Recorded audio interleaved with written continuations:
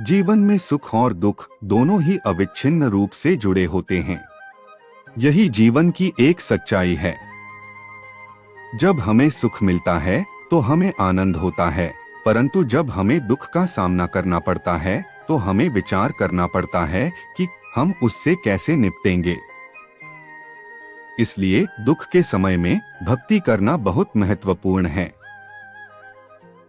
भक्ति करने से हमें अपने आप को ध्यान में लगाने का मौका मिलता है। यह हमें आत्म शांति और आत्मसंयम प्राप्त करने में मदद करता है। जब हम भगवान के प्रति श्रद्धा रखते हैं तो हमें उसकी कृपा और सहायता मिलती है। इससे हमारा दुख कम होता है और हम उसे सहन करने के लिए तैयार रहते हैं। आज हम जानेंगे कि कुंती ने श्री कृष्ण से वरदान में दुख क्यों मांगे। महाभारत का युद्ध समाप्त हो गया था। पांडव जीत गए थे और युधिष्ठिर राजा बन चुके थे। जब पांडवों के परिवार में सब ठीक हो गया तो श्री कृष्ण ने निर्णय लिया कि अब मुझे द्वारिका लौट जाना चाहिए। श्री कृष्ण ने पांडवों को ये बात बताई तो सभी दुखी हो गए, लेकिन श्री कृष्ण द्वारिका लौटने का निर्णय ले चुके थे। सारी तैयारियां हो गईं। श्री कृष्ण रथ पर चढ़े और आगे बढ़ने लगे। उस समय कुंती उनके सामने खड़ी हो गई। श्री कृष्ण ने अपनी बुआ यानी कुंती को देखकर रुके और रथ से उतरकर उनके पास पहुंचे। श्री कृष्ण ने प्रणाम करते उससे पहले कुंती ने श्री कृष्ण को प्रणाम किया। श्री कृष्ण ने बोले कि आप मेरी बुआ हैं, मुझसे बड़ी हैं, माता की तरह हैं। मुझे प्रणाम करना चाहिए, लेकिन आप मुझे क्यों प्रणाम कर रही हैं? कुंती ने कहा कि कृष्ण, मैं जानती हूं कि तुम भगवान हो।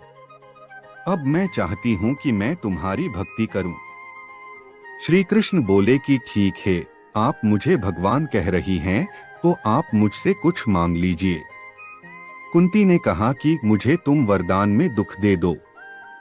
ये सुनकर श्री कृष्ण ने हैरान हुए और बोले कि आपके जीवन में तो वैसे ही कभी सुख नहीं आया है और आप फिर से दुख ही मांग रही हैं, ऐसा क्यों?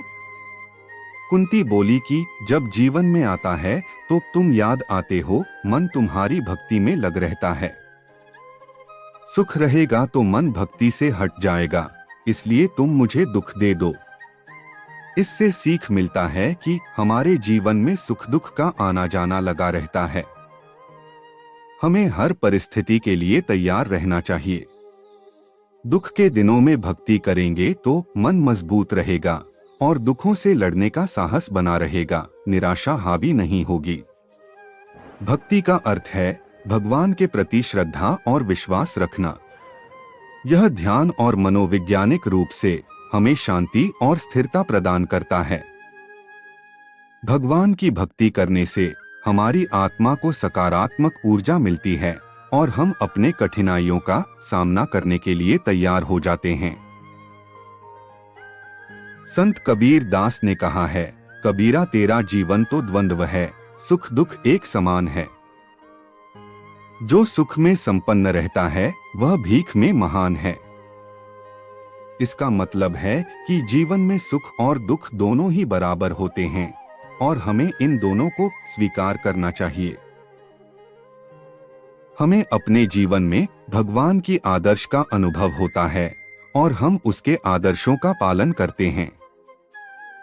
दुख के समय में भी भगवान के प्रति श्रद्धा और विश्वास रखना बहुत महत्वपूर्ण है। जब हम भगवान की भक्ति करते हैं तो हमें उसका साथ और सहारा मिलता है। हमें अपने दुखों को सहने की शक्ति मिलती है और हम अपने मन को शांत करते हैं। भगवान के नाम की जप करना भी दुख से निपटने का एक अच्छा तरीका है। जब हम भगवान का नाम का जप करते हैं तो हमारा मन शांत होता है और हम अपने दुख को भूल जाते हैं। इसलिए सुख और दुख दोनों ही जीवन के एक हिस्से हैं। हमें उन्हें स्वीकार करना चाहिए और भगवान के प्रति श्रद्धा और विश्वास रखना चाहिए। जब हम भगवान के साथ होते हैं तो हमें हर कठिनाई का सामना करने का साहस मिलता है और हम अपने जीवन को सही दिशा में ले जाते हैं। ऐसी नई नई प्रेरणादायक मोटिवेशन स्पीच के लिए हमारे चैनल को सब्सक्राइब करना ना भूलें। अपना कीमती समय हमें देने के लिए आप सभी का तहे दिल से धन्यवाद।